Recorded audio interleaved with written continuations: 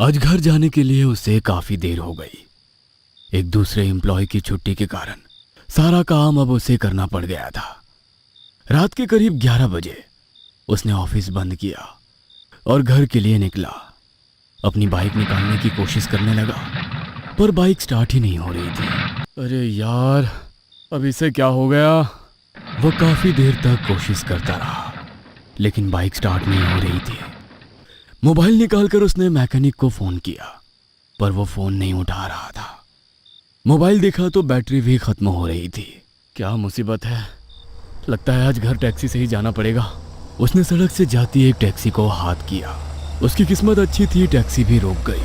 Sir, कहाँ चलना है? ओ, मारिया सोसाइटी। सर, वहाँ तक तो नहीं जा सकेंगे। हाँ, पर करीब छोड़ दूंगा। कोई बात नहीं, वहाँ से मैं पैदल चला जाऊंगा। और दोनों का सफ़र शुरू हो गया। कुछ दिन पहले ही उसे ये नौकरी लगी थी। नया शहर, नई जॉब, नए लोग। पर कुछ ही दिनों में वहाँ के लोगों में अच्छी तरह से घुल मिल गया था।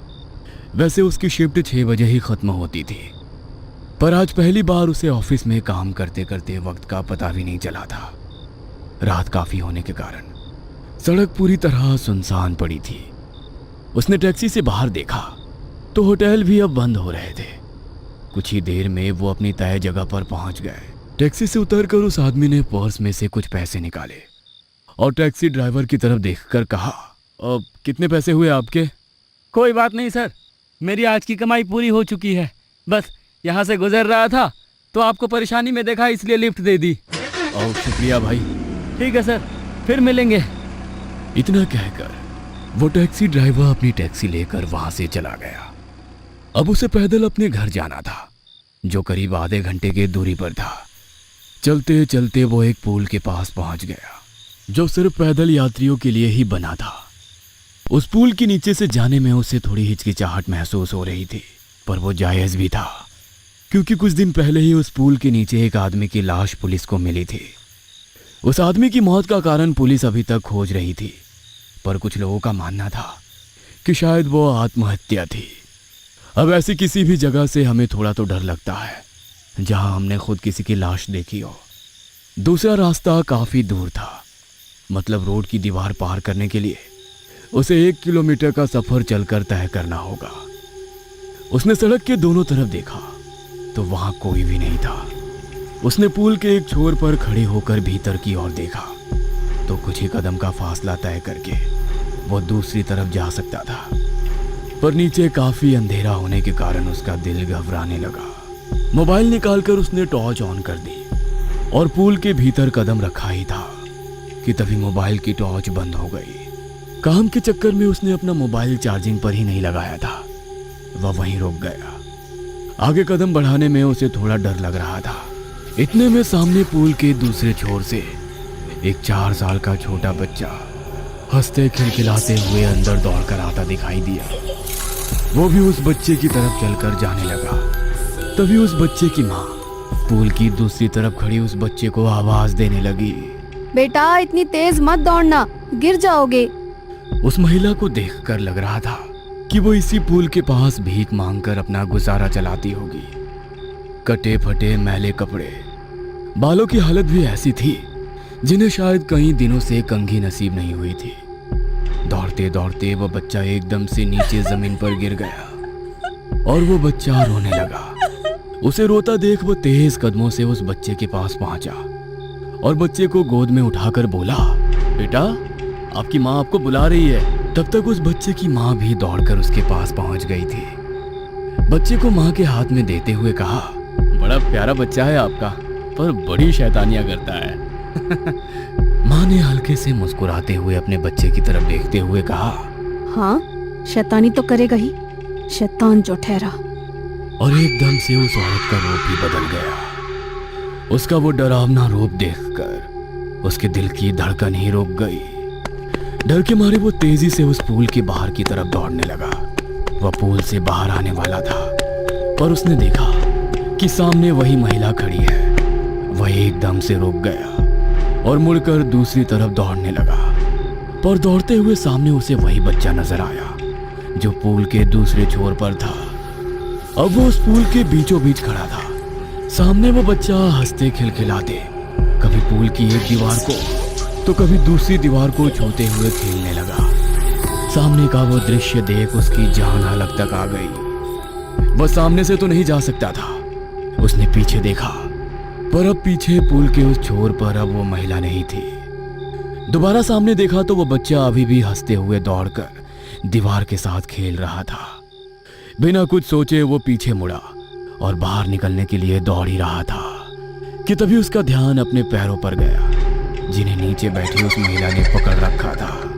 तभी पुल के एक छोर से एक तेज रोशनी भीतर आने लगी। उसने उस तेज रोशनी की तरफ देखा, पर उसे कुछ भी नजर नहीं आ रहा था।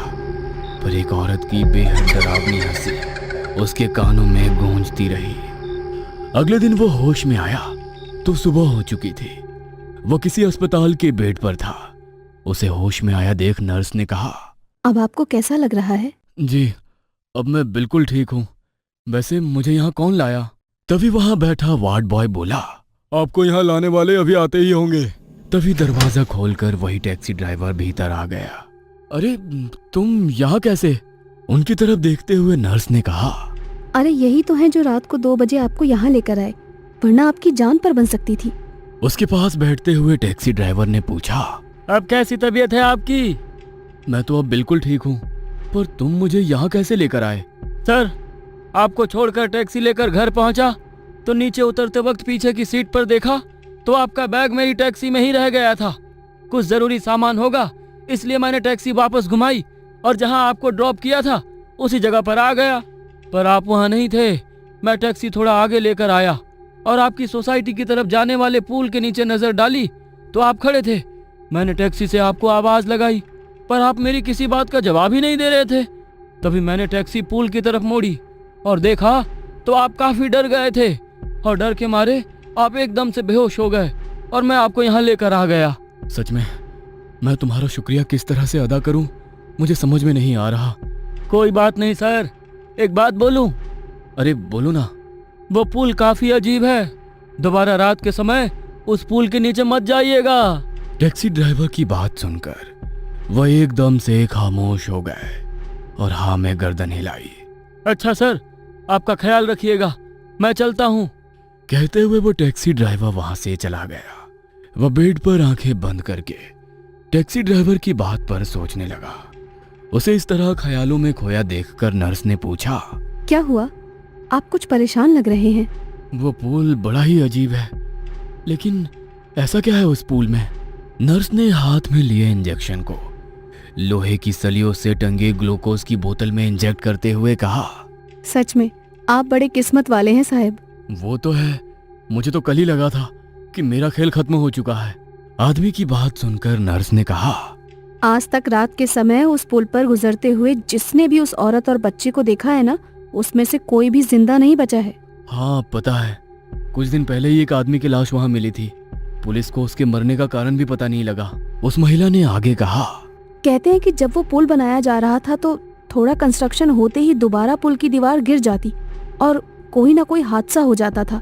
कुछ महीनों तक यही सिलसिला चलता रहा। फिर किसी इंजीनियर ने कहा कि पुल के नीचे किसी जिंदा इंसान को दफनाना होगा। जिंदा इंसान को? हाँ, और वो माँ बेटे जो पुल में दिखाई देते हैं वहीं पास ही सड़क पर भीख मांगकर अपना गुजारा करते थे। फिर एक रात खाने का लालच देकर उन्हें इंजीनियर और कुछ गुंडों ने पुल के नीचे ही गाड़ दिया। उसके बाद पुल तो बन गया, पर अब वहाँ आए दिन लोगों की मौतें होने लगी हैं। नर्स की बात सुनकर उस आदमी ने घबरा कर कहा, मैं कल ही ये नौकरी और शहर छोड़कर चला जाऊंगा। उसकी बात सुनकर नर्स हंस पड़ी। सर, आप इस शहर से तो क्या, इस पुल से भी बाहर नहीं जा सकते। इतना कहकर उसका भयानक रूप उस इंसान के सामने आ गया जो अभी भी उस पुल के नीचे जमीन पर पड़ा था। डर के मारे उसकी आंखें सफेद हो गई और एक गहरी सांस लेते हुए वह हमेशा के लिए खामोश हो गया।